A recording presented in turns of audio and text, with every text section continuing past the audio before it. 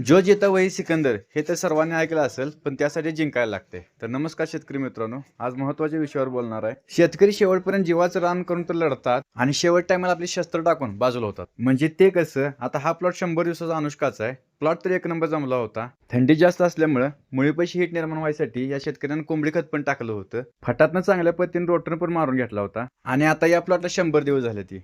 100 दिवस झाले ते, पण प्लॉट लवकर जावावा यासाठी शेतकऱ्यांनी ह्या प्लॉटला पाणी कमी केले. अगोदर टाकली तर कोंबडी खत, जमिनीत तर हीट निर्माण झाल्या, पण ह्या प्लॉटला सध्या पाण्याची खूप गरज असते. म्हणजे सांगायला गेलं तर आपल्या प्लॉट म्हणजे ज्यावेळी पाणी उतरते त्यावेळी पूर्णपणे पाणी जास्त द्यावं लागते. त्यावेळी पाणी कमी केला तर प्लॉट मॉडिफिकेशन मध्ये जाण्याची शक्यता जास्त असते. उदाहरणार्थ काय, आता तुम्ही हा मनी बघताय, हा मनी मोडला तर मन्यात जो क्रंचीपणा पाहिजे तो या मन्यात नाही. मनी कुर्र कोण मोडाय पाहिजे होता, कुर्र कोण मोडत नाही, मनी चेंब होतोय. आणि घड आपण बघितलं तर घड पूर्णपणे लूज पडली ती, म्हणजे घडात कुठला टाईटपणा नाही, घड पूर्ण शेसमल्यासारखं वाटते ती. म्हणजे याचा अर्थ काय होतोय, शेतकरी बाग पिकायच्या अगोदर पिकवण्याचा प्रयत्न करतोय. याचा दुष्परिणाम असा होतोय, बाग पूर्णपणे नैसर्गिकरित्या पिकायच्या अगोदर तुम्ही त्याला कृत्रिमरित्या पिकवायचा प्रयत्न करताय, जेणेकरून पाणी कमी करून इतर औषधी मारून. त्याचा परिणाम असा होतोय की माल पूर्णपणे वजन देत नाहीत, माल लूज पडतोय आणि यांना आपलाच तोटा होत असतोय. हे शेतकऱ्यांच्या लक्षात येत नसते. त्यामुळे ज्यावेळी आपला प्लॉट मऊ पडायला चालू होतोय त्यावेळी पाण्याचे पूर्णपणे प्रमाण वाढवा, कारण त्यावेळी पाण्याची गरज असते प्लॉटला.